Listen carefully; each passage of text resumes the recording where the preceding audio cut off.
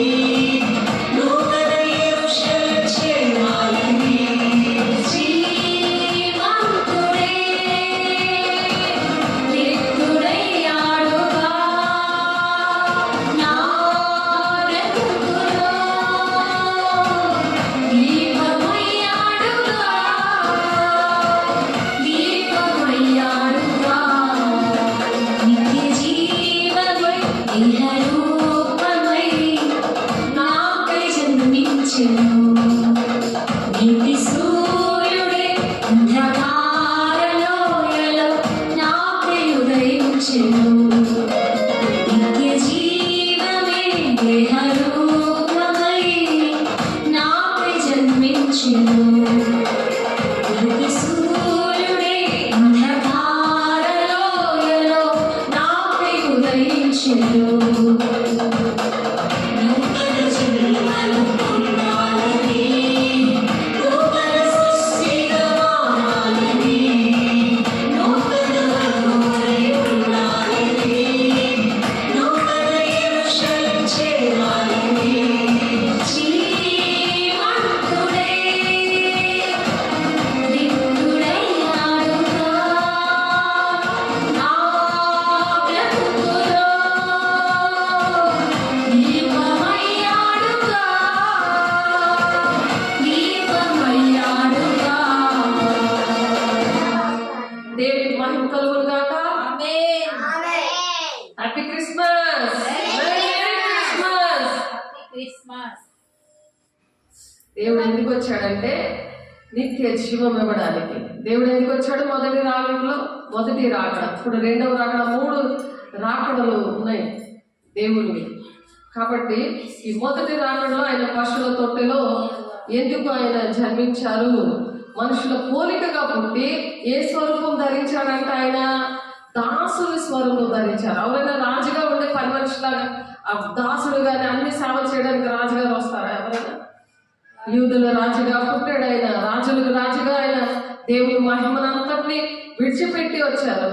విడిచిపెట్టి వచ్చి దాసుని స్వరూపము దాల్చి మనకి ఏంటంటే నూతన జన్మ ఇవ్వాలని. నూతన జన్మ అంటే మారు మనసు, నూతనమైన జన్మ, నూతనమైన ఆత్మ, నూతనమైన మనస్సును ఇవ్వాలని దేవుడు పాపం నుండి, శాపము నుండి విడిపించడానికి దేవుడు మనుషుని పోలికగా అందుకు పుట్టాడు. ఆయన మనుషుని పోలికగా పుడితే ఆయన మనిషి అనుకుంటున్నారు చాలా మంది పాస్టర్స్ కూడా, మరి రాజకీయవేత్తలు ఏంటి, అందరూ చాలా మంది. నేను మరి క్రిస్మస్ మెసేజ్లో మరి వింటున్నప్పుడు నాకు అర్థమైన విషయం, ముందు కూడా తెలుసు, చాలా మంది డిబేట్లు కూడా పెట్టుకుంటారు. కానీ మనుషుల పోలికగా పుట్టాడు ఆయన, కానీ మనిషి కాదు, ఆయన దేవుడు.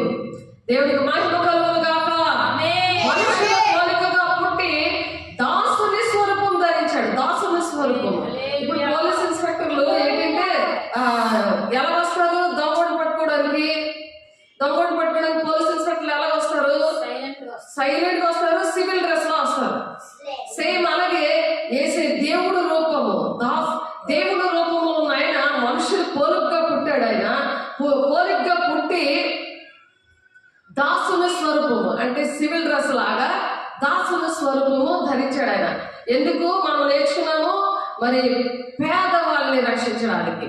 ఎవరిని రక్షించడానికి? పాపంలో, శాపంలో, అన్ని అలవాట్లలో కూరుకుపోతున్న వాళ్ళని రక్షించడానికి. అది అలా రక్షించడానికి. మరి పెద్ద ఇంట్లో పుడితే వినాలి, పెద్ద ఇంట్లో పుడితే అక్కడికి ఎవరైనా రాణిస్తారా?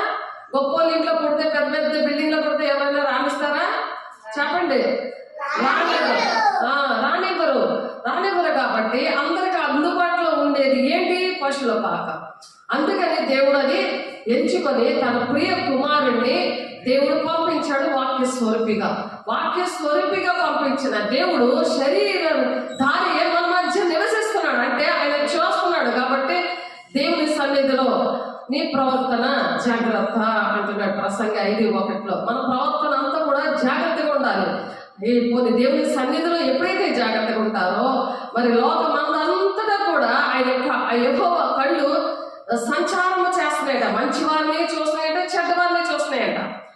అర్థమవుతుందా? చూస్తున్నప్పుడు గ్రంథంలో రాస్తారు. అప్పుడు గ్రంథంలో మీ పేరు మీరు ఏడ్ చేస్తున్నారు, వేరకుండా ఏడ్ చేస్తున్నారు అనే విషయాలు గ్రంథంలో రాస్తే మంచిదా? మీకు మంచిది కాదు కదా.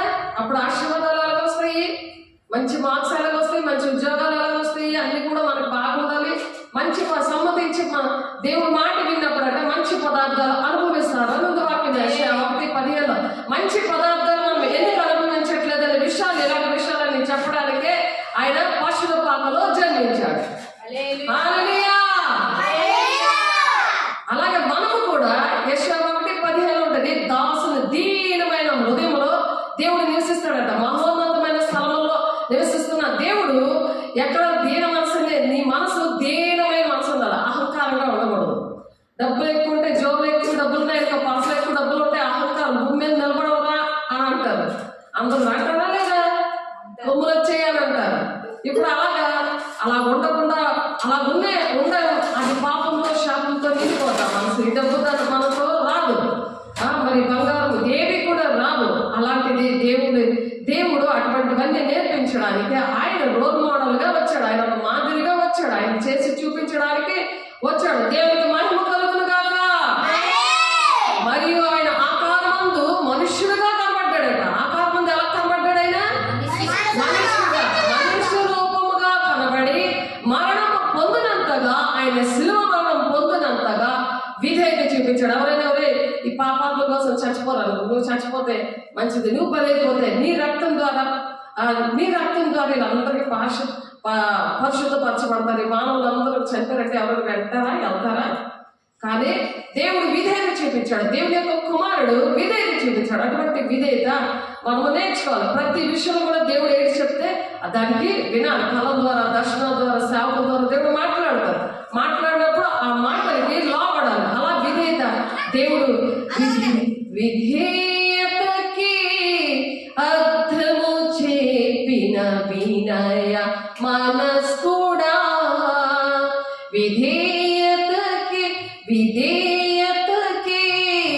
మాదిరి చూపిన మనుష్య కుమారుడా, అవిధేయత తొలగించుమయా, నీ దీన మనసు కలిగించుమయా, అవిధేయత తొలగించుమయా, నీ దీన మనసు కలిగించుమయా. విధేయతకి అర్థము చెప్పిన వినయ మనస్కుడా. అలాంటి వినయం మన దగ్గర ఎప్పుడైతే ఉంటుందో, యెషయా 1:15 ప్రకారము మనకి దీని మనసు ఉంటుంది. దీని మనసు ఎప్పుడైతే అలాంటి విధేయత చూపించినప్పుడు ఏంటొస్తుంది? దీని మనసు వస్తుంది. అహంకారమైన మనసు పోతుంది. అహంకారమైన మనసు పోయి దీనమైన మనసు అంటే దీనంగా ఉండి మనము ప్రతి ఒక్కరిని ప్రేమిస్తాం. మతం, కులం, భేదం లేకుండా ప్రతి ఒక్కరు కూడా ప్రేమించే మనసు ఏంటది? దీన మనసు. మనుషులు పుట్టించుకున్నాం ఇవన్నీ కూడా, కానీ దేవుడు అలాగ అనుకోలేదు. అందుకనే మొదటి సృష్టిలో దేవదూతలు ఫస్ట్ సృష్టించాడు. ఆ ఆదికాండం 1:1 దేవుడు మనతో మాట్లాడారు. ముందు మెసేజ్ లో డిస్క్రిప్షన్ లో ఉంటుంది, చూడండి. ఆన్లైన్ లో ఉన్నవాళ్ళు, ఆఫ్లైన్ లో ఉన్న వాళ్ళు డిస్క్రిప్షన్ లో చూడండి.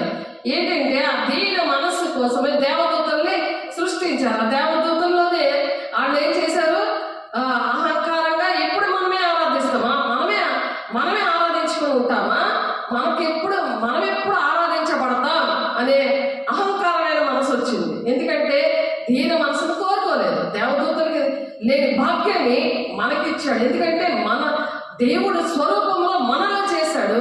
మనలో చేసి ఆయన పోలిక దాసుల స్వరూపం ఆయన ధరించుకొని మనం కూడా దాసుల స్వరూపము ధరించి త్యాగం, ఆయన ఎలాగైతే పరలోకంలో త్యాగం చేశాడో అలాగే ఉద్యోగాలు ఏంటి, మనకు ఉద్యోగం ఏంటి, మనకున్న ధనం ఏంటి, అన్ని కూడా త్యాగం చేయాలి. ప్రతిదీ త్యాగం చేయాలి. ఆఖరికి ఆయన ప్రాణం కూడా త్యాగం చేశాడు అని మనం పాట పాడుకున్న సిలువను నీతి సూర్యుడు ఎలా ఉదయించాడట? దేహ రూపమే నాకే జన్మించాడు నీతి సూర్యుడు. ఆ నూతన జన్మని ఇవ్వడానికి ఆయన సిలువను భరించడానికి, సిలువను ఎక్కడానికి ఆయన పుట్టాడు. ఆయన అంటే ఆయన బలి అయిపోవడానికి. ఇంకా మనం ఏది బలి అవ్వక్కర్లేదు. మన పాపక్షామం కోసం మేక పిల్లను, లేకపోతే గొర్రె పిల్లను, లేకపోతే పావు పిల్లను, దేని కూడా పాపానికి బలి అవ్వక్కర్లేదు. ఆయనే మనిషి చేసిన తప్పుకి మనిషే బలి అయిపోవడానికి ఆయన మొదటి రాకడలో పుట్టారు. కాబట్టి దేవుడు ఇక్కడ ఏం మాట్లాడుతున్నారు? సిలువ మరణము పొందునంతగా విధేయత చూపించాడు. అలాంటి విధేయత ఉందా? చెప్పిన మాట వినే గుణం ఉందా? అవి నేర్పించడానికి దేవుడు 3.5 సంవత్సరాలు కూడా ఈ భూలోకానికి వచ్చి ఎలా నడవాలి, అలాగా ఆయన బాప్తిసం తీసుకున్నాడు. ఆయన అభిషేకం పొందుకున్న పరిశుద్ధాత్మతో నింపబడ్డాడు. నింపబడ్డానికి 40 రాత్రులు 40 పగలు ప్రార్థన చేశాడు. ఆయన ఆ పరిశుద్ధాత్మతో నింపబడి ప్రార్థన చేశాడు. ఆయన పరిశుద్ధాత్మ శక్తిని పొందుకొని ప్రార్థన చేసి కుంటి వారిని, గుడ్డి వారిని, చనిపోయిన వారిని, మోగవారిని అందరూ కూడా బాగు చేశారు.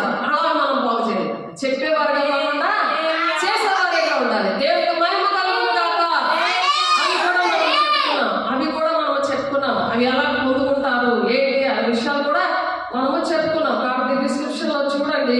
దేవుడు ఈ రోజు మాట్లాడుతున్న విషయం ఏంటంటే మలాకి 4వ అధ్యాయంలో 2వ వచనంలో నా నామమందు భయభక్తులు గలవారు అలాంటి విధేయత కలిగి అలాంటి భయము భక్తి కలిగి ఉండి మన రక్షణను కాపాడుకోమని ఇక్కడ ఫిలిప్పీయులు రాసిన పత్రిక 2వ అధ్యాయం 12వ వచనం ఉంది. రక్షణ అంటే బాప్తిసం తీసుకున్నాగా అయిపోయింది, ఏదో ముక్కేసుకుని పండగలు చేసేసుకుని వెళ్ళిపోయింది కాదు. ప్రతి దినము పండుగ, జీవితాంతము కూడా క్రిస్మస్లు జరుపుకోవాలంటే ఎలా ఉండాలంట? కాగా నా ప్రియులారా మీరెల్లప్పుడూ విధేయులైన ప్రకారము నా ఎదుట ఉన్నప్పుడు మాత్రమే కాక మరి ఎక్కువగా నేను మీతో లేని ఈ కాలమందును ఆయన వెళ్ళిపోయాడు కదా. ఆయన తండ్రి చెప్తాను చెల్లిపోయారా లేదా? ఉన్నారు ఇక్కడ, వెళ్ళిపోయారు. మొదటి రాకడలో వెళ్ళిపోయారు. ఇప్పుడు 2వ రాకడలో రాబోతున్నారు. దానికోసం సిద్ధపడాలని ఏమని చెప్తారు? విధేయులైన ప్రకారము దేవుని యొక్క ప్రియులారా అని పిలుస్తున్నాడు. నా ప్రియులారా మీరెల్లప్పుడు విధేయులై ఉన్న ప్రకారము నా ఎదుట ఉన్నప్పుడు మాత్రమే కాకుండా, అంటే దేవుడు ఇక్కడ ఈ రోజు మాట్లాడుతున్నారు. ఇక్కడే విధేయులుగా ఉండడం కాదు, బయటికి వెళ్ళినా, ఉద్యోగంకి వెళ్ళినా, ఎక్కడికి వెళ్ళినా, ఏ ఊరు వెళ్ళినా విధేయత చూపించి దేవుడు ఎలా నడిచాడో, దేవుని కుమారుడు పంపించి శరీరధారిగా మన మధ్య నివసించడం అంటే వాక్యమే దేవుడే అన్నాడు కదా. ఆది అందు వాక్యం ఉంది కదా. అప్పటి నుంచి కూడా దేవుడు అదే ప్రయాసలో, అదే వేదనతో, అదే దుఃఖముతో మరి మొదటి రాకడలో వచ్చారు. ఎవరైతే మరి భయముతో వణుకుతో మీ సొంత రక్షణని ఎవరైతే కొనసాగించుకుంటారో వాళ్ళని 2వ రాకడలో ఆయన ఎత్తబడే గుంపులో, ఆయన రహస్య రాకడలో ఆయన తీసుకెళ్ళడానికి రాబోతున్నాడు. దేవునికి మహిమ కలుగును గాక. పెళ్లి కుమార్తె సంఘములో మనం ఆ విధంగా ఉండాలని దేవుడు ఆశపడుతున్నాడు. అదే మనం పాట పాడుకున్నాం. ఇప్పుడు వధువు సంఘంగా నేను సిద్ధపడాలి, అలా ఉండాలని. పాపంలో శాపంలో ఉన్న నన్ను నా కోసం దేవుడు ఉదయించాడు. ఉదయించడం అంటే అరుణ కాంతి, ఉదయించడం అంటే అరుణోదయ సూర్యకాంతి. సూర్యుడు కదా, అరుణ అంటే ఏంటి? సూర్యుడు. ఆ సూర్యుడు ఏంటంటే నూతన సృష్టిగా మారాలని, నూతన సృష్టి. మనం ఏంటంటే నూతనమైన పట్టణంలోనికి మనం వెళ్ళాలంటే అంటే కొత్త ఆకాశము, కొత్త భూమి ఉంది. అది కూడా మనం చెప్పుకున్నాము. చూద్దాం ఒకసారి మళ్ళీ ప్రకటన గ్రంథము 12వ అధ్యాయము 3 సృష్టిలు ఉన్నాయి. అందులో 3వ సృష్టి, ఈ సృష్టిలోనికి మనం వెళ్ళాలని, నూతన సృష్టిలోనికి మనం వెళ్ళాలని, మనం సిద్ధపడాలని 2వ రాకడలో మరి దేవుడు వచ్చినప్పుడు సిద్ధంగా ఉంటారా ఉండరా? వింటే కదా అర్థమవుతుంది. మనం దేవుడి పెళ్లి కుమార్తె సంఘం అంటే ఏంటంటే పెళ్లి కుమార్తె సంఘంగా సిద్ధపడాలి. దేవుడు ప్రతి ఒక్క బిడ్డ కూడా పరిశుద్ధాత్మను పొందుకొని క్రీస్తు యేసులో కలిగిన మనసు మీరు కూడా కలిగి ఉండండి అని చెప్తున్నారు. కాబట్టి ప్రకటన గ్రంథంలో 21వ అధ్యాయంలో చూడండి, నూతన సృష్టి. ఇప్పుడున్న సృష్టి మరి మహా వేటంతో లైన్ అయిపోతుంది. అది 20వ అధ్యాయంలో ధవళ సింహాసనం దగ్గర తీర్పు. ఎవరైతే వినరో, ఎవరైతే పట్టించుకోరో, ఎవరైతే అవిధేయతగా ఉంటారో, అప్పుడు విధేయత దేవుడి దగ్గర మనం నేర్చుకోవాలి. మొదటి రాకడలో ఆయన పశుపాలుడిగా జన్మించడానికి కారణము మరి దేవుడు 2వ రాకడలో పెళ్లి కుమార్తె సంఘంగా ఎత్తబడే గుంపులో పెళ్లి కుమార్తె సంఘంగా సిద్ధపడడానికి. ఈ దినాల్లో మనము సిద్ధపడాలని దేవుడు మాట్లాడుతున్నారు. ప్రకటన 21వ అధ్యాయము 1, 2, 3 వచనాలు చూస్తే, అంతటా నేను కొత్త ఆకాశము కొత్త భూమిని చూచితిని. ఈ ఆకాశం ఈ భూమి ఉండదు. కాబట్టి మనం నూతన సృష్టిగా మారాలి, పరిశుద్ధంగా మారాలి. దేవుడు పోలికతో దేవుడు ఎలాగైతే విధేయత చూపించి ఆయన రిక్తుడిగా ఎలాగో చేయడం, రిక్తుడు అంటే అన్ని విడిచిపెట్టి. అందుకే మేము దర్శనం పిలుపు ఉంటేనే వస్తాం, లేకపోతే రాలేదు. ఆడ తండ్రి చెప్తా నెరవేర్చి దేవురాజ్యానికి వెళ్తారు. పిలుపు దర్శనం లేకుండా నేను ఇష్టపడితే, నేను ఇష్టం వచ్చిన దగ్గర వచ్చేసి నా ఇష్ట ప్రకారం నేను చేసేద్దామంటే సేవ కుదరదు. అది దేవుడి రాజ్యానికి వెళ్ళే సేవ కానే కాదు. కాబట్టి దేవుడు చెప్పినప్పుడు ఒక్కొక్కరిని దేవుడు నిర్ణయించుకుంటాడు. ఆ నిర్ణయించుకున్న వాళ్ళకి దేవుడు ఆ ప్రణాళిక ఏంటి, తండ్రి చిత్తం ఏంటి నేర్పిస్తాడు. నేర్పించి వాళ్ళని తీసుకెళ్తూ వాళ్ళతో పాటు ఆ సంఘాలు కూడా అనేక మంది దేశాన్ని, సంఘాలు అందరూ కూడా తీసుకెళ్ళడానికి వాళ్ళలో ఉండి ప్రయాసపడతాడు. ఆ సంఘం ద్వారా అనేక మంది రక్షించబడతారు. కాబట్టి సంఘం అంటే పెళ్లి కుమార్తె సంఘము. కాబట్టి అంతటి నేను యోహాను గారు దర్శనంలో చూస్తున్నారు ఈ మాటలు. ఇవి నెరవేర్పు జరగడానికి 2వ రాకడలో మరి రహస్య రాకడ ఉంటుంది, బహిరంగ రాకడ ఉంటుంది.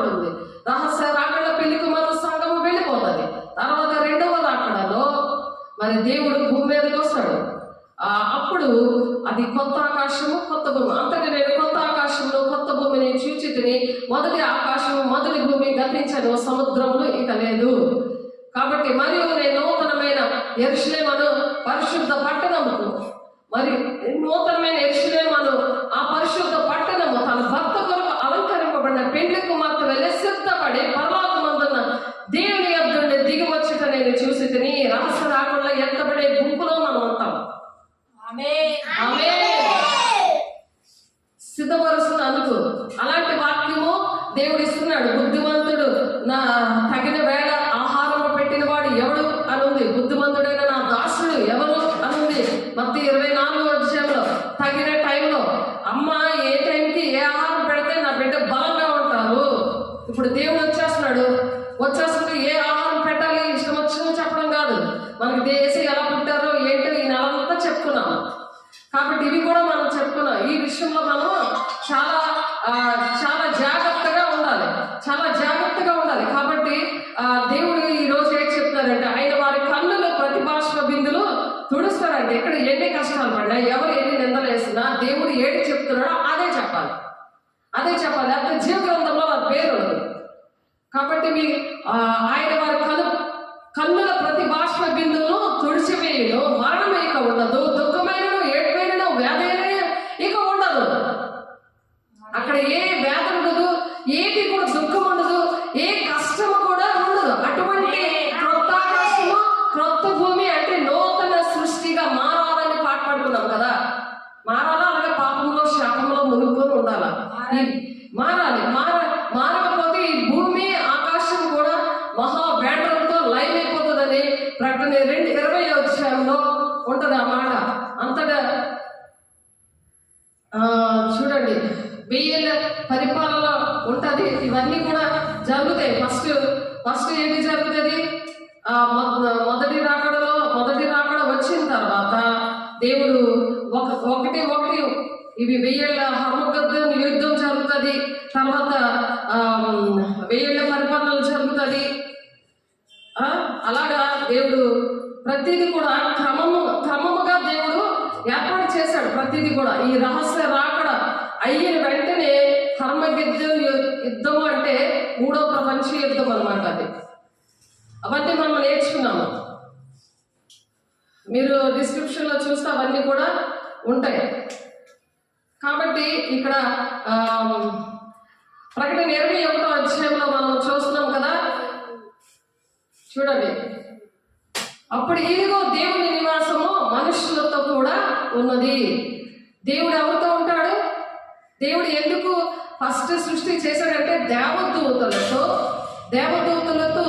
దేవుడు ఉందామని చేస్తే అక్కడ దేవదూతలు వాళ్ళు ఆరాధించబడదామని కోరుకున్నందుకు, మరి పరలోక రాజ్యంలో యుద్ధము జరిగినందుకు అవి ఏంటంటే ఆ యుద్ధంలో ఈ లూసిఫర్ తన అనుచరులు దేవుడు మరి పరలోకం నుండి అక్కడ తోసేసినప్పుడు అవి ఈ భూలోకంలో దుష్టుడు రూపమెత్తి పూజించబడుతూ మరి అవన్నీ కూడా అనేకమైన ఈ అనర్థాలు అన్ని ఇదంతా కూడా శూన్యం ఎలా ఉందంట, నిరాకారంగా అయిపోయింది. అది 2వ వచనంలో ఉంటుంది. ఏంటంటే ఈ భూమి అంతా కూడా అపవిత్రం అయిపోతుంది.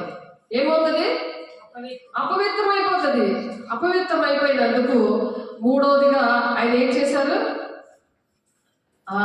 మరలా కొత్త ఆకాశం కొత్త భూమి రావడానికి ముందుగా ఇప్పుడు మనం ఉన్న అవన్నీ కూడా అవి చూడండి. ప్రకటన ఆదికాండము 1వ అధ్యాయంలో ఉంటుంది అన్నమాట. ఆదికాండము 1వ అధ్యాయంలో ఆది యందు దేవుడు భూమి ఆకాశంలోనే సృజించాడు. ఆ భూమి ఆకాశంలోనే దేవదూతలు ఉండేవారు. ఆ దేవదూతలు మరి దేవుని మాట వెళ్ళేనందుకు అక్కడ ఇంకా భూమి లేదు, పరలోకమే ఉంటుంది అక్కడ.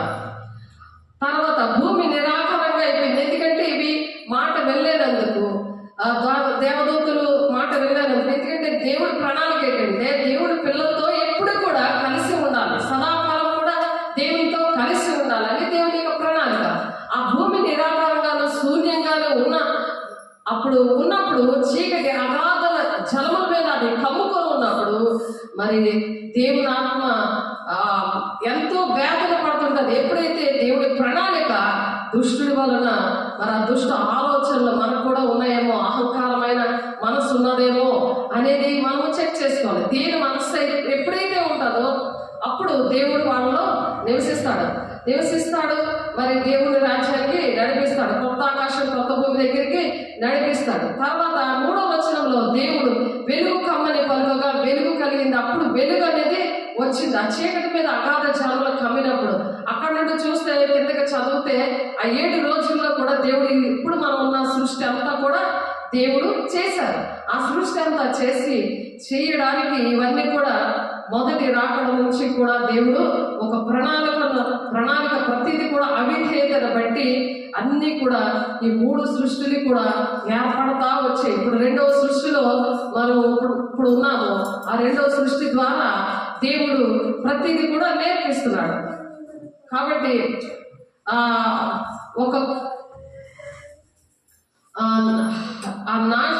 అది 1 కిలోమీటర్ ఆ గ్యాప్ మొదటి సృష్టికి 2వ సృష్టికి చాలా గ్యాప్ ఉన్నది. ఆ లూసిఫర్ మిఖాయేలు గ్రూపులు పరలోకంలో మరి అవి ఆ 2 గ్రూపులు కూడా యుద్ధం చేసుకొని ఇవి ఎప్పుడైతే దుష్ట మనసుతో ఉండి అవిధేయతతో ఉండి అహంకారంతో ఉన్నావో అవి ఆ దుష్ట మనసున్న దేవదూతలు పడద్దులు వస్తున్నప్పుడు అప్పుడు నిరాకారంగా అయింది, అది అపవిత్రంగా అయిపోయింది. అది 2వ వచనంలో ఉంది కదా. అలాగా మనం నిరాకారంగా ఉన్న మన బ్రతుకులని బాగు చేయడానికి దేవుడు మరి భూలోకానికి మనుష్య రూపంలో అలా వచ్చారు. అలాగే ఇప్పుడున్న సృష్టిని మరి 7 రోజులు కూడా ఆయన చేసి మరి పాత నిబంధన కాలంలో మరి ఆ పాత నిబంధన కాలం అయితే అయిపోయింది. ఇప్పుడు ప్రజెంట్ నూతన బంధన కాలం జరుగుతుంది. మరి భవిష్యత్ కాలంలో ఏం జరుగుతుంది? దేవుని యొక్క 1000 ఏళ్ల పరిపాలన జరుగుతుంది. కాబట్టి ప్రకటన 20 మరి అధ్యాయము మరి 21 అధ్యాయం చూస్తే మీకు అన్ని కూడా ఈ పంచభూతాలు ఎలాగ లైన్ అయిపోతాయో అవన్నీ కూడా అందులో ఉంటాయి. ఎలాగా మరి ఇప్పుడున్న అది ఆకాశము విధేయత అహంకారం అనేది తగ్గించుకొని మనం దీన మనసు కలిగి దేవుని పోలి మనము ఆ దాసుని స్వరూపము దేవుడు మరి రోల్ మోడల్ వచ్చి మనకు నేర్పించడం అన్ని కూడా ఆ విధంగా నడిచిన భయభక్తులు కలిగి మరి వణుకుతో మన రక్షణ అలాగా కాపాడుకున్న బిడ్డల్ని దేవుడు దీవించడానికి రాబోతున్నాడు. దేవుడు మహిమగా పంచభూతాలు కూడా లైన్ అయిపోతాయని ఒక భయముతో మనము ఈ భూ సంబంధమైన మనుషులుగా భూ సంబంధమైన జ్ఞానంతో మనం నిండుకొని ఉండకూడదు. మత్తయి సువార్త 2వ అధ్యాయం అంటది, తూర్పు దేశపు జ్ఞానులు యూదుల రాజుగా పుట్టినవాడు ఎక్కడున్నాడని ఎతకడానికి వచ్చారు. 2 సంవత్సరాలు మరి అలాగా 5 సంవత్సరాల దగ్గర పట్టింది. అది నక్షత్రం అక్కడ ఉదయించింది, మళ్ళీ ఎక్కడైతే ఏసీ ఉన్నారో అక్కడికి మళ్ళీ దారి చూపించింది, అక్కడ కనబడింది. అలాగా అటువంటి జ్ఞానులు వాళ్ళు ఎందుకు వాళ్ళకున్న జ్ఞానం అంతా విడిచిపెట్టి వాళ్ళకున్న సమస్తం అంతా విడిచిపెట్టి ఏసై దగ్గరికి ఎలా వచ్చారు? విధేయత చూపించారు. ఏదో ప్రత్యేకమైన ఆ గ్రంథాలు చూశారు, ప్రత్యేకమైన ఈ స్టార్ ఈ నక్షత్రం ఏంటి అని ఆ జ్ఞానులు అది పరిశోధించారు. వారు వెతికారు. ఎంత వెతికి మరి ఎలాగైతే వెతికారో అలాగే దేవుణ్ణి వెతకాలి. వెతికిన వారికి దేవుడు దొరికాడు, వెతకని వారికి కూడా ఆయనే ప్రత్యక్షమయ్యాడు. అనేక మంది జీవితాల్లో మరి అనేక మంది కార్యాలు దేవుడు చూశారు. ఆ చూసి ఆడే దీపస్తంభంగా మరి నక్షత్రంలాగా ఉండాలని దేవుడు ఆశపడుతున్నారు. అలాగ ఆశపడుతున్నారు. వాళ్ళు ఎలా ఉంటారంట? వాళ్ళు నక్షత్రంలాగా వాళ్ళు ప్రకాశిస్తారని మరి వాక్యంలో చెప్తుంది, దానియేలు గ్రంథంలో చెప్తున్నది. కాబట్టి ఎలాగ మనం ఉండాలంటే అనేక మంది మరి భౌతికమైన జ్ఞానం కాకుండా భూ సంబంధమైన జ్ఞానం కాకుండా ఈ జ్ఞానుల్లాగా వెతకాలి. మనం వెతికినప్పుడు దేవుడు దొరుకుతాడు. అనేకమైన మర్మాలు అంటే మనం చనిపోతే ఏం జరుగుతుందంటే అది ఎవరు కూడా ఆలోచించరు. ఏం జరుగుతుందో మనకి అప్పుడు చూసుకుందాంలే అని అంటారు. కానీ దేవుడు ఒక ప్లాన్ చేసి ఉంచాడు. మరి ఈ 3 సృష్టిలు 2వ సృష్టి అలా గతించిపోయాక ఈ మధ్య ఆకాశంలో దేవుడు కడబోరము మ్రోగినప్పుడు మరి ఎవరైతే ఆ దీన మనసు అహంకారం తీసేసుకొని మారు మనసు కలిగి మరి నూతన సృష్టిగా మారి ఎవరైతే సిద్ధంగా ఉంటారో వాళ్ళతో దేవుడట అప్పుడు ఇదిగో నివాసం మనుషులతో కూడా ఉన్నది అంటున్నాడు. ఆ కొత్త ఆకాశం కొత్త భూమిలో దేవునితో మనం నివాసం చేస్తాము. ఆయన వారితో కాపురముండును, వారు ఆయన ప్రజలందరూ, దేవుడు తానే వారి దేవుడై ఉండి వారికి తోడై ఉంటాడంట.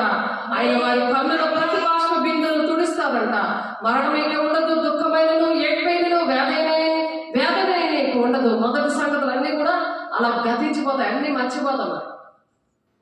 ఇప్పుడు ఏంటి, నేను ఇలా మంచిగా ఉన్నా సరే నాకు ఎందుకు ఇలా జరుగుతున్నాయి, ఇలాగా ఎందుకు, అన్ని క్వశ్చన్లు ఉంటాయి. ఆర్థికంగా, శారీరకంగా, ఆత్మీయంగా ఈ బాధలు, కష్టాలు ఇవన్నీ కూడా భరించుకుంటూ గురి ఎద్దకే పరిగెట్టమన్నాడు మరి పౌలు గారు. శ్రమైన, ఖడ్గమైన, హింసైన, ఉపద్రవమైన నీ ప్రేమ నుండి నన్ను ఎడబాపునా అని చెప్పి ఏ విధంగా క్రీస్తుని పోలి నేను నడుస్తున్నాను, మీరు నన్ను పోలి నడవండి అని అపోస్తుల బోధలో దేవుడు ఎలాగైతే నడిపించాడో అట్టి కృపను మనకు కూడా ఇవ్వాలని దేవుడు ఆశీర్వదించడానికి దేవుడు వచ్చాడు ఆ విధంగా.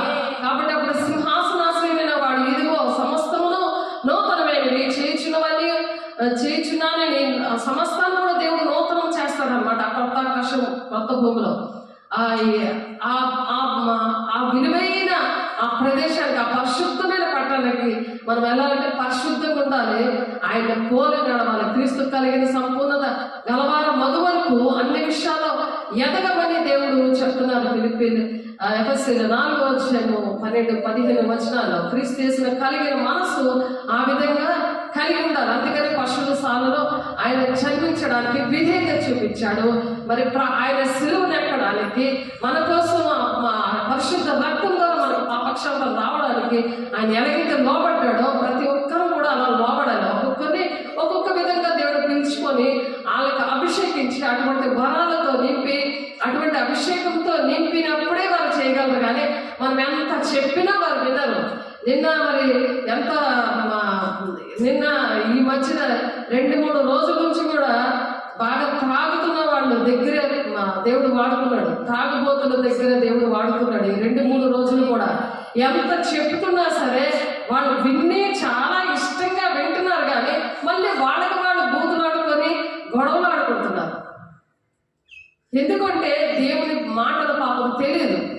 దేవుడు కొంతమంది నేర్చుకుంటారు. వాళ్ళు పరిశుద్ధాత్మ నింపబడినప్పుడు దేవుడు నూతనమైన మనసు ఇచ్చేస్తారు, వాళ్ళకి నూతనమైన ఆత్మ ఇస్తారు, నూతనమైన స్వభావం ఇస్తారు. వాళ్ళు వినేవారుగా ఉంటారు కానీ చేయలేకపోతున్నారు అన్నమాట. నేను బాగానే గమనించాను. అయ్యే ఎంత ప్రేమించి నన్ను నా మాటలు వింటున్నారు, ఎంత చక్కగా వింటున్నారు, ఎంత ప్రేమ కలిగి ఉన్నారు అని మనకు అనిపిస్తుంది. నాకు అలా అనిపించింది. కానీ వాళ్ళలో మార్పు లేదు. ఎందుకు అలా గొడవలు ఆడుకుంటున్నారు, ఎందుకు అలా బూతు మాట్లాడుతున్నారు, ఎందుకు అలాగ అబద్ధాలు ఆడుతున్నారు, ప్రతిదాన్ని చిన్నపిల్లలకు ఎందుకు అలాగా కలిసేసుకుంటున్నారు అనేసి నేను అడిగినప్పుడు, వాళ్ళకి కొన్ని మాటలు చెప్పినప్పుడు మళ్ళా మాటలు విని మళ్ళీ అదే పరిస్థితి వాళ్ళకి మళ్ళీ మాట్లాడుతున్నప్పుడు అలాగే గొడవలు ఆడేసుకుంటున్నారు. ఎందుకంటే పాపము, శాపం అనేది అందులో నుంచి దేవుడు మాటలు వెనక ఆ శరీర సంబంధంగానే ఉండి భూ సంబంధంగా వెతుక్కుంటూ మరి శరీరధారిగా మన మధ్య వాక్యం అనే దేవుడు మరి నివసిస్తున్నాడు అని ఆదికాండం యోహాను సువార్త 1:14 ఆయన నివసిస్తున్నాడు, ఆయనతో మనతో మాట్లాడుతున్నాడు అనే విషయాలు గ్రహించలేకపోతున్నారు. మనిషిలోనే దేవుడు ఉంటాడు. దేవుడు ఎవరైతే పరిశుద్ధాన్ని పొందుకుంటారో, దేవుని విధేయత చూపిస్తారో, వాళ్ళ దేవుడి వాక్య స్వరూపే మన మధ్య నివసిస్తుంటే దేవుడి పిల్లలు లెక్క చేయట్లేదు. అందుకే కారణం అదే, వాళ్ళు గ్రహించలేని పరిస్థితులు ఉన్నాయి. కాబట్టి నేను నియమింపు, అందుకే పండగలు ఇవన్నీ కూడా పెట్టి మీటింగ్స్ పెట్టి అనేకమైన దేవుడు అలాగా అన్ని అవకాశాలు ఇస్తాడు. అవకాశాలన్నీ తొలగిపోతుంటే మరి గోకులంలో మరి చర్చ్ ఓపెనింగ్ జరిగింది. అది జరిగినప్పుడు ఒక రాగానే ఒక ఆమె వచ్చి ప్రార్థన చేయించుకుంది. ఆమె చిన్నప్పటి నుండి దేవుడు మాట్లాడుతున్నాడు కానీ ఆమె గ్రహించలేకపోతుంది, ఆమె భయపడుతుంది. కాబట్టి ఆమె ప్రార్థన చేశాక ఆమె విషయంలో మరి చెప్పినప్పుడు అమ్మ ముందు నువ్వు నమ్ముకుంటే మరి నువ్వు వెలిగించబడితే నీ ఇంటి వాళ్ళందరూ కూడా వెలిగించబడతారు. ఒక దీపాన్ని వెలిగించాక మనం ఊరుకోం కదా, 10 దీపాలు వెలిగిస్తాం కదా, ఒక దీపం వల్ల కొంచెమైన వెలుగు వస్తుంది. మరి అనేక మందికి దీపంగా మనం ఉండాలి. ఇప్పుడు దీపంగా దేవుడు మార్చాడు మనల్ని. ఆయన దీపంగా వచ్చాడు, మనల్ని దీపంగా మార్చాడు. ఆ దీపం అంటే వెలుగు సంబంధులుగా దేవుడు మార్చాడు. అలాగా మార్చినప్పుడు అదే విషయము ఇంకొక అమ్మాయి, బ్యూలా అనే అమ్మాయికి దేవుడు చెప్పారు. ఫస్ట్ ఎవరైతే పెళ్లి కుమార్తె సంఘంగా తయారవుతారో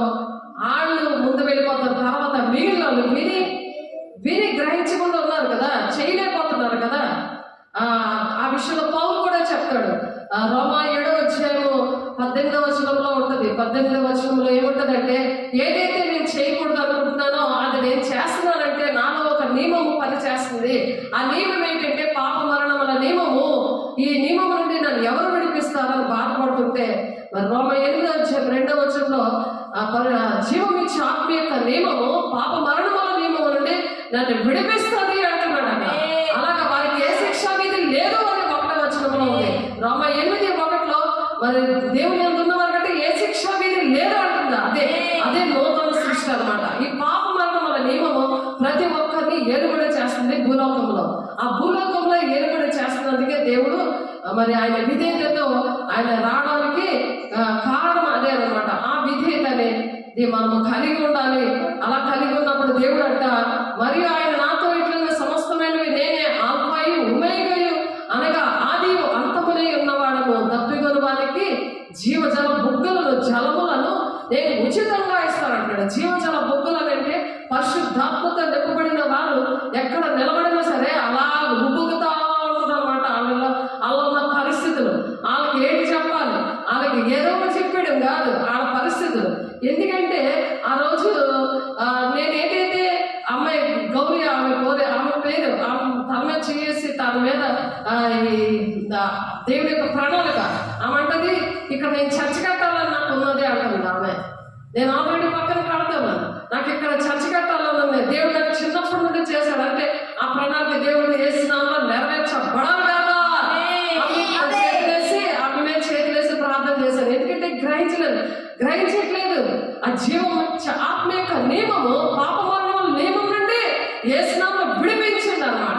అలా విడిపిస్తుంది పాప మరణముల నియమం అనమాట. లేకపోతే ఆత్మ మరి భూ సంబంధమైన వెతికే వారిగా భయపడే వారిగా ఉంటారు. పిరికి వారు దేవుని రాజ్యానికి వెళ్ళాలని ఉంది కదా వాక్యం 21 ప్రకటన 21:8 ఆ ధైర్యం కలగాలని దేవుడు ఆశపడుతున్నాడు. అది రావాలని మనం వెలుగుని మీరు లోకానికి వెలుగై ఉన్నారు, కొండ మీద ఉన్న పట్టణము మరుగై ఉండలేదు అని చెప్పడం. అందుకనే ఆ వెలుగుగా దేవుడు మనలో ఒక నక్షత్రంగా మరి మన దేవుడు మనల్ని ఎంచుకున్నాడు. కాబట్టి మనము భూది గంతముల వరకు కూడా దేవుడి వార్త ప్రకటించబడాలని దేవుడు ఏర్పాటు చేశాడు. దేవుడి నామం స్తోత్రం. జయించేవాడట వీటిని స్వతంత్రించుకుంటాడంట. మరి ఇంకొక అమ్మాయి ఉంది, బ్యూలా అన్న అమ్మాయికి అయితే ఇక్కడ నేనేం చెప్తున్నానో ఆవిడ తెలియదు, మాకు కొత్తగా వచ్చిందా ఆ రోజు వచ్చి మాట్లాడింది. అయితే ఆమెతో నేను ఏమేమి మాట్లాడుతున్నాను అవే విషయాలు ఈమెకి దేవుడు కళ్ళలో మాట్లాడాడు. ఫస్ట్ ఎవరైతే సిద్ధపడతారో వాళ్ళు వెళ్ళిపోతారు. తర్వాత సెకండ్ ట్రిప్ లో వస్తారు. సెకండ్ ట్రిప్ లో ఇది వెనుకుంటే ఈ పాప మరణముల నియమంలో ఉండిపోయారు కదా. జీవం ఇచ్చే ఆత్మ యొక్క నియమం అంటే పరిశుద్ధాత్మ పొందుకోలేని వాళ్ళు గ్రహిస్తారు కానీ అది చేయడానికి వాళ్ళకి కుదరదు. అందుకనే జీవం ఇచ్చే ఆత్మ యొక్క నియమము ఈ పాప మరణముల నియమంతో చేయకుండా ఉండిపోతున్నారు కదా. వినేవారిగా ఉన్నారు కానీ చేసేవారిగా చేయకుండా ఉన్నవాళ్ళు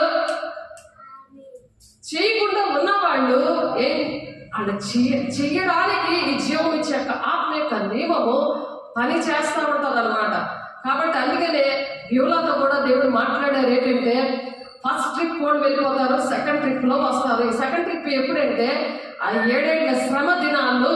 ఈ శ్రమలన్నీ చూస్తున్నప్పుడు అయ్యో నేను ఆ రోజు చెప్తే వెళ్ళలేదే, ఆ రోజు ఎంత చక్కగా చెప్తే నేను విడమర్చి చెప్తే వెళ్ళలేదే అని ఏడుస్తారు. 666 మొత్తం వేసేస్తాడు అంత్యక్రీస్తు వచ్చి. అప్పుడు వాడి చేతిలో చచ్చిపోయి వస్తారు. అనేకమైన శ్రమలు అన్ని పడుతూ మళ్ళీ ఆ శ్రమల నుండి మరి విడిపించడానికి ఇశ్రాయేలు ప్రజలు కూడా మరి కొండలకు పారిపోతూ ఉంటారు. ఆ సియోను కొండ దగ్గర అది 2 పాయలుగా అది విడిపోతుంది సియోన్. అక్కడ వెళ్ళి దాక్కుంటారు. అక్కడ దాక్కున్నప్పుడు ఇశ్రాయేలు ప్రజలు అంటే దేవుడికి ఇష్టం కదా, అది ఇంకా మెస్సే వస్తాడని అలా ఎదురు చూస్తూ ఉన్న ప్రజలు ఎప్పుడైతే ఈ 3.5 సంవత్సరాలు చక్కగా వాడు వచ్చి పరిపాలించి మళ్ళా 3.5 సంవత్సరాలు నేనే దేవుడిని యెరూషలేము మందిరంలో కూర్చున్నప్పుడు అప్పుడు వాళ్ళకి తెలుస్తుంది వీడు దేవుడు కాదు సాతాను కాదు అని వాళ్ళకి తెలుస్తుంది. తెలిసినాక అప్పుడు పారిపోతున్నప్పుడు అప్పుడు దేవుడు 2వ రాకడలో ఈ బహిరంగ రాకడలోని ఉన్నవారు మా దేవుడితో వెళ్ళిపోతారు కదా, వాళ్ళతో కలిసి మరి దేవుడు బహిరంగ రాకడలో వస్తారు. రహస్య రాకడలో పలుకుమత సంఘంగా చేయాలని, నూతన సృష్టిగా చేయాలని అని మనం ఎత్తబడితే మరి ఆ రహస్యం రాకుండా ఎత్తబడి మిగిలిన వారు 7 ఏళ్ళు శ్రమ దినాల్లో ఉండిపోయాక తర్వాత మరి మిగిలిన వాళ్ళు సెకండ్ ట్రిప్ లో వస్తారని కళలో దేవుడు వ్యూలతో మాట్లాడారు. ఈ కళలు అనేవి దేవుడు మాట్లాడతాడు అని యోగ 33:14 మీరు చదివితే అక్కడ ఉంది. దేవుడు మాట్లాడతాడు, ఆ కళల ద్వారా దేవుడు మాట్లాడతాడు. అంచె దినాలందరూ నేను ఆత్మను కుమ్మరిస్తానని చెప్తున్నారు. యవ్వనులు దర్శనాలు చూస్తారు, వృద్ధులు కళలు కంటారు, మీ కుమార్తెలు ప్రవచిస్తారు. మరి సేవకుల మీద ఆత్మను కుమ్మరిస్తామనే దినాల్లో మనం ఉన్నాం కాబట్టి దేవుడికి విధేయత కలిగి ఉండాలని దేవుడి మాటలు చెప్తున్నారు. నేను నియమింపబో దినమున దుర్మార్గులు మీ పాదముల కింద ధూళి వలె ఉంటారంట. మీరు వారిని అనగద్రొక్కుదురని సైన్యములకు అధిపతి యెహోవా సెలవిస్తున్నాడు అని చెప్తున్నారు. అలాగే 4వ అధ్యాయంలో నీతి సూర్యుడిగా దేవుడు ఉదయించాక ఆ నీతి సూర్యుడిగా ఆయన ఉదయించినప్పుడు మనం ఎలా ఉంటామంట, క్రోపిన లేడుగల వల్ల గంతులు వేస్తూ దేవుడు పని చేస్తాం. అందుకని సర్వలోకానికి వెళ్ళి సర్వ సృష్టికి స్వార్థ ప్రకటించబడుతున్నారు, శిష్యులు దాచేయబడుతున్నారు. ఎప్పుడైతే ఇలా భయముగా భక్తి కలిగి రక్షణని కాపాడుకుంటారో వాళ్ళు ఎలా ఉంటారంట, అలా నీతి సూర్యుడు ఉదయించును అనేది మలాకి గారు ప్రవచించారు. ఆ ప్రవచనం మన పట్ల నెరవేరుతుంది. దేవుడికి మహిమ కాక. అలాగే 4 అయితే నా నామమందు భయభక్తులు గలవారు మీకు భయభక్తులు గలవంటి మాట విని వాక్య ప్రకారం నడవడం, వాక్యం వినేసి వెళ్ళిపోవడం కాదు, పండగ చేసుకుని వెళ్ళిపోవడం కాదు. జీవితాంతము పండగ అనేది యెరూషలేములో ఉంది, యెరూషలేము పట్టణంలో ఉంది. ఆ కొత్త ఆకాశం కొత్త భూమి వస్తుంది. ఆయనతో యుగాలు ఉండే పరిస్థితులు మనం ప్రకటన 21వ అధ్యాయంలో చదువుతున్నాము. ఏ కన్నీరు కలత కష్టాలు ఏమీ కూడా ఉండవు. కాబట్టి అలాగా దేవుని యొక్క భయంతో భక్తితో మనం రక్షణ కాపాడుకున్నప్పుడు ఫిలిప్పీ 1:12 ప్రకారం ఆ వడుకుగా మన రక్షణ అలాగా కాపాడుకోవాలి. అలా కాపాడుకున్నప్పుడట ఆ నీతి సూర్యుడు ఉదయిస్తాడట. మనలో ఎవరో ఉదయిస్తాడు, నీతి సూర్యుడు ఉదయిస్తాడు. అతని రెక్కల కిందంట వాళ్ళకి ఆరోగ్యం ఉంటుంది. ఆరోగ్యంగా లేవా, నీతి సూర్యుడు నీ మీద ఉదయించలేడు అన్నమాట. అర్థమవుతుందా? నీకు ఆరోగ్యం లేదనుకో, నీ మీద ఆయన నీతి సూర్యుడు ఉదయించలేదు, అందుకని నీకు ఆరోగ్యం లేదు. కారణం అది. ఆరోగ్యం రావాలంటే నీతి సూర్యుడు నీ మీద ఉదయించాలి. ఆమేన్. నీతి సూర్యుడు అంటే నువ్వు నీతిగా న్యాయంగా ఉన్నావు, అక్రమంగా నువ్వు నడుచుకున్నావు అనుకో, అక్రమం చేయమన్న పండుగ రావాలని నాకు తెలియదు అని అంటాడు. కాబట్టి అక్రమంగా నడుచుకున్నకుండా మరి నీ నామంలో నేను ఇన్ని పనులు చేయలేదా, నేను దెయ్యాలు అనకూడదా, అద్భుతకార్యం చేయలేదా, నేను ఈ పనులు చేయలేదా, ఆ పనులు చేయలేదా, ఎంత ఖర్చు పెట్టలేదు, నువ్వు ఎంత రిస్క్ పెట్టినా అక్రమంగా చేయకూడదని దిద్దుబాటు చేయించే దెయ్యాలు అనగొట్టాలి. స్వస్థతలని దిద్దుబాటు చేస్తేనే నా ఆత్మీయ పిల్లలకు వచ్చాయి. కాబట్టి క్రమం అనేది నమ్ము వారి దేవుడు సూచక్రియలు చేస్తున్నాడు. నమ్మాలి. నమ్మితే దేవుడిని నమ్మితే చాలు. అదే విశ్వాసం. విశ్వాసము నిరీక్షణ కలిగి ఉండాలి. విశ్వాసము లేకుండా దేవుడికి ఇష్టమై ఉంటా అసాధ్యం అంటాడు. మనుషులకు ఇష్టమైనట్టు బ్రతకడం కాదు. జీవగ్రంథంలో వారి పేరు ఉండదు అంటున్నాడు. ఒక్క అక్షరం ఇటైనా అటైనా జీవగ్రంథంలో పేరే ఉండదు. ప్రకటన 21వ అధ్యాయం 22వ అధ్యాయంలో ఉంది 18-19 వచనాలు. ప్రకటన 22-18-19 వచనాలు. ఇంకా చాలా దగ్గర ఉంది. కాబట్టి నేను నియమింపబో దినమున దుర్మార్గులు మీ పాదముల కింద ధూళి వలె ఉంటారంటున్నాడు. కాబట్టి ఆయన నిర్మింపబోయే దినము రాబోతుంది. పాదముల కింద ధూళిలా పెడతాడంట. అక్రమంగా నడుచుకుంటే మరి దేవుని రాజ్యానికి వెళ్ళరు. మీరు వారిని అనగద్రొక్కుదురని సైన్యములకు అధిపతి యెహోవా సెలవిచ్చుచున్నాడు. కాబట్టి యెహోవా నియమమున భయంకరమైన ఆ మహాదినము రాకమునుపు నేను ప్రవక్తకు ఏలియాను నీ వద్దకు పంపుదును. ఏలియాని హానోకుని పంపిస్తాడు. లాస్ట్ సువార్త అదే. లాస్ట్ సువార్త. నేను వచ్చి దేశంలో శపించకుండానట్లు అతడు తల్లుల హృదయంలో పిల్లల హృదయంలో తండ్రుల తట్టు నేను తిప్పుతానంటాడు. ఆత్మీయ పిల్లలని ఆత్మీయ తల్లి తట్టు తండ్రి తట్టు తిప్పుతాడంట. వచ్చి లాస్ట్ మూమెంట్ లో వాళ్ళప్పుడు సెకండ్ ట్రిప్ లో వస్తారు. 7 ఏళ్ళ శ్రమ దినాలు అన్ని గడిచిపోయాక వాడి దగ్గర అన్ని శ్రమలు పొందుకున్నాక వాళ్ళకి అన్ని దేవుడు గుర్తు చేస్తాడు. వాళ్ళు ఎలా అక్రమంగా నడుచుకుంటున్నారో అవన్నీ దేవుడు గుర్తు చేస్తాడు. నేను వచ్చి దేశంలో శపించకుండానట్లు అతడు తండ్రుల హృదయంలో పిల్లల తట్టును పిల్లల హృదయములను తండ్రుల తట్టు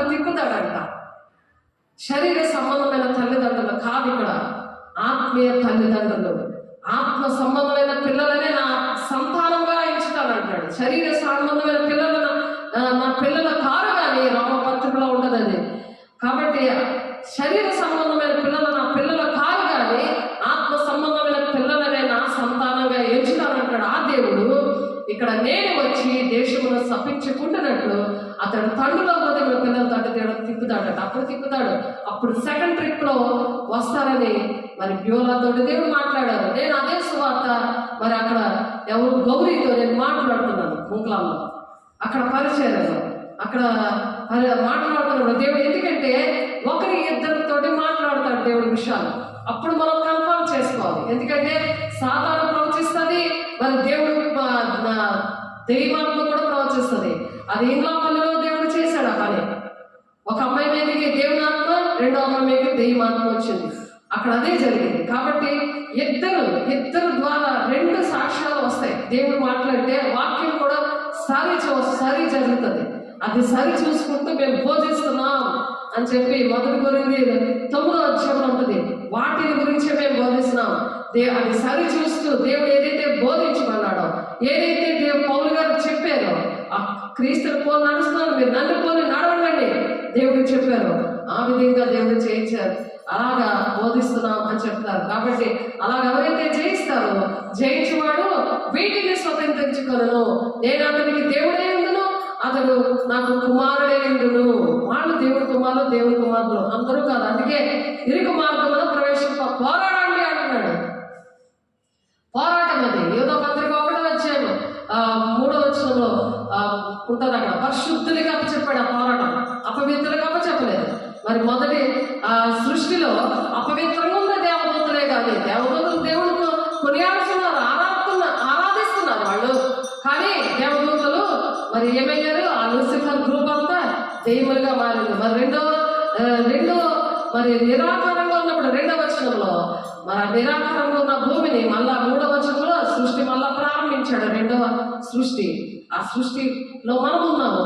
కాబట్టి ఆ సృష్టిలో మనం ఉండి మరి అపోస్తుల కార్యములు 16:30లోని అడుగుతారు, జైలు అడుగుతారు.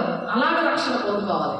అలా ప్రతి ఒక్కరు రక్షించడానికే దేవుడు ఈ పశుల పాకలో దేవుడు అంత దీనమైన హృదయంతో, దీన మనస్సుతో అలాగ జన్మించినప్పుడు అలాగ మనం కూడా తగ్గించుకొని ప్రతి విషయంలో కూడా దేవుని ఆ విధంగా ఆత్మతోను సత్యంతో మనం ఆరాధించాలి.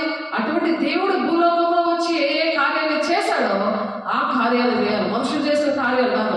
మనుషులకు కల్పించిన పద్ధతులు అవే దైవోపదేశాలు, వ్యర్థమైన ఆరాధన కానే కాదు.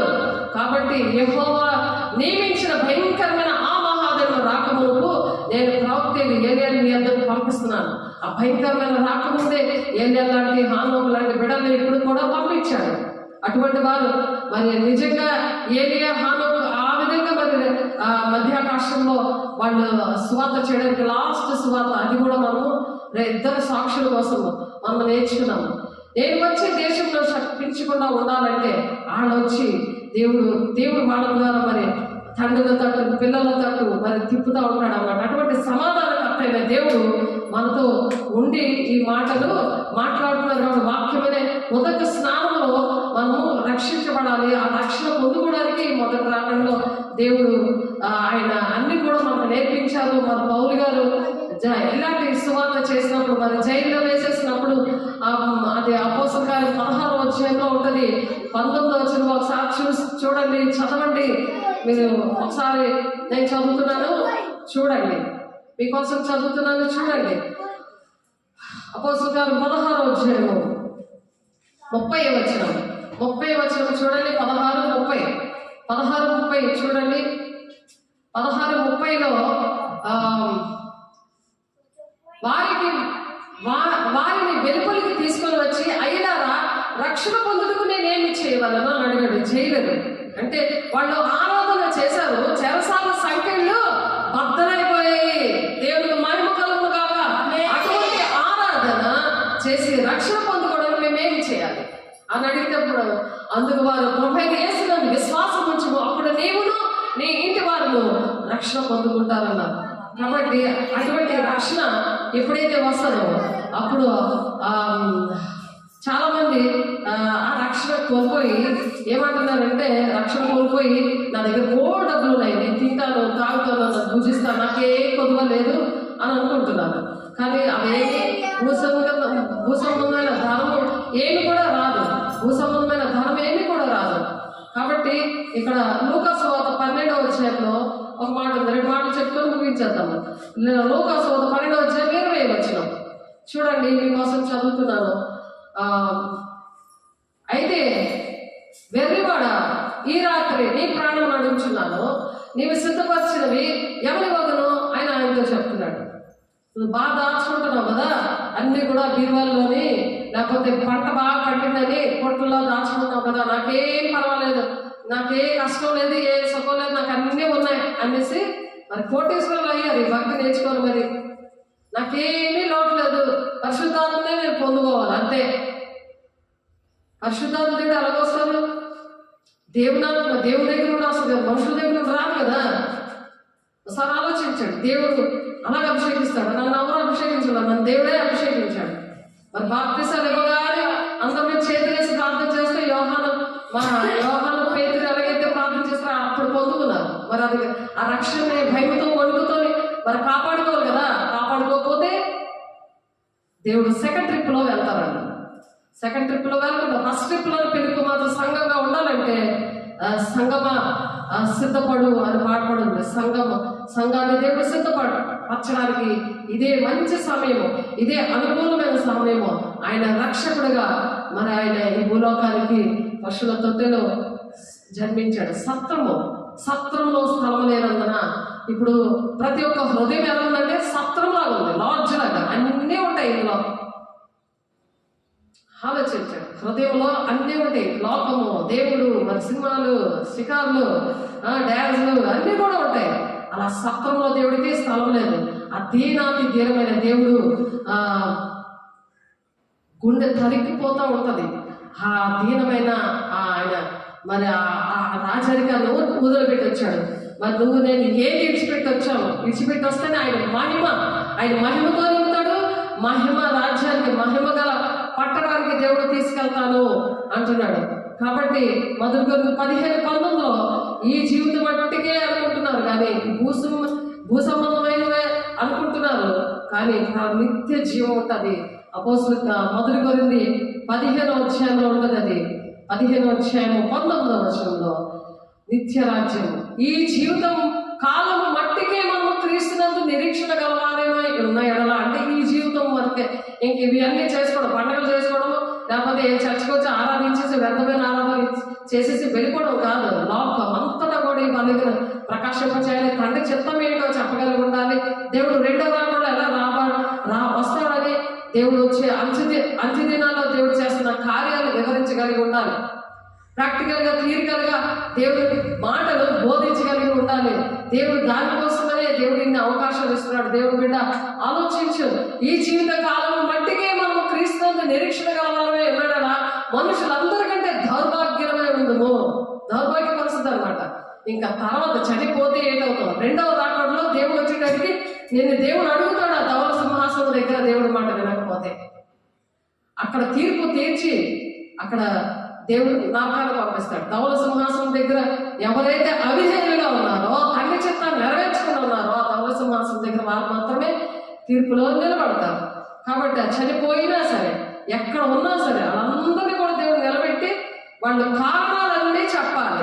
నిన్ను అభిషేకించాను, నీకు ఇన్ని కార్యాలు నీ జీవితంలో చేశాను, ఇన్ని అద్భుత కార్యాలు, నీకు స్వస్థత, నువ్వు చనిపోయిన పరిస్థితుల్లో ఉంటే నేను లేపాను, నీకు చెస్ట్ క్యాన్సర్ నుండి, గుండె నొప్పి నుండి, ప్రతి అనారోగ్యం నుండి, రక్తస్రావం నుండి, నేను ఎన్ని విషయాలు నేను బాగు చేశాను, తాగుబోతుగా ఉంటే నేను బాగు చేశాను. నువ్వేం చేశావు? మనుషులు వస్తారు, సేవకులు విడిచిపెట్టి వెళ్ళిపోయారు అనుకుంటారు. కానీ దేవుడు విడిచిపెట్టి వెళ్ళిపోయినప్పుడు ప్రతి దానికి నువ్వు దానికి జవాబు చెప్పాలి. అక్కడ ధవళ సింహాసనం దగ్గర. అలాగా దేవుడు తండ్రి చిత్తాన్ని నెరవేర్చకపోతే నిత్య జీవం ఉండదు. కాబట్టి నిత్య జీవం కలగడానికి నేనేం చేయాలి అంటే రక్షణ పొందుకోవాలని చెప్తున్నాడు.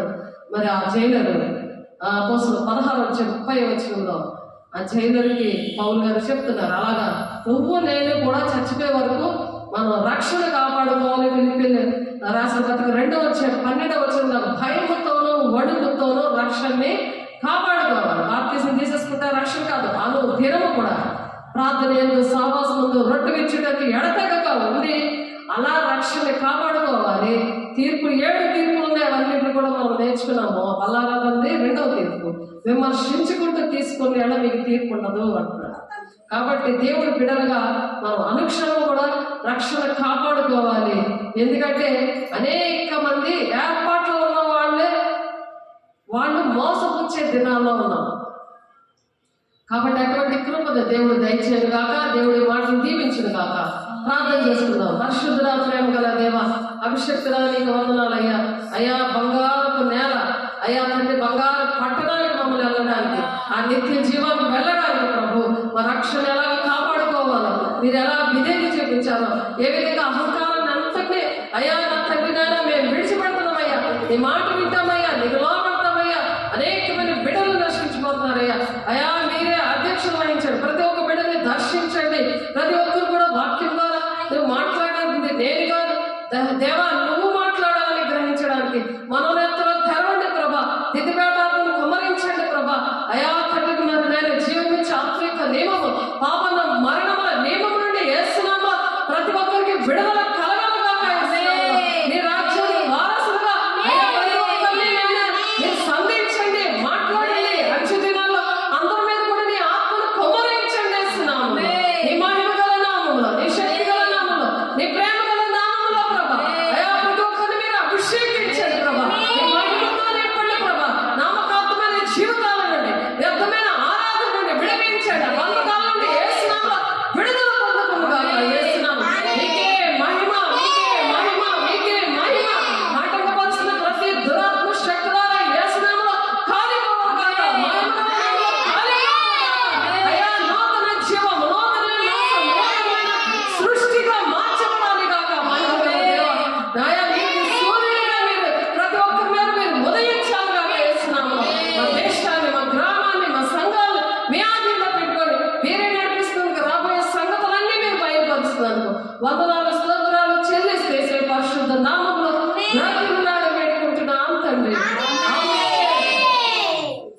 తండ్రి యొక్క దీవెన, కుమారుని యొక్క కృప, పరిశుద్ధాత్మ యొక్క నిత్య సహవాసము చేతులెత్తిన బిడ్డలకి, లోపల బిడ్డలకి, ప్రతి ఒక్కరికి నా తండ్రి నాయన మరి సరి చేసుకుని ప్రభు నీ రాజ్యాన్ని వారసులుగా ఉండడానికి వాక్యాన్ని ఫలింపు దయచేసి సదాకాలము ప్రతి ఒక్కరికి తోడేయండి, నడిపించను గాక. ఆమేన్. God bless you. Happy Christmas. Happy Christmas. Happy Christmas.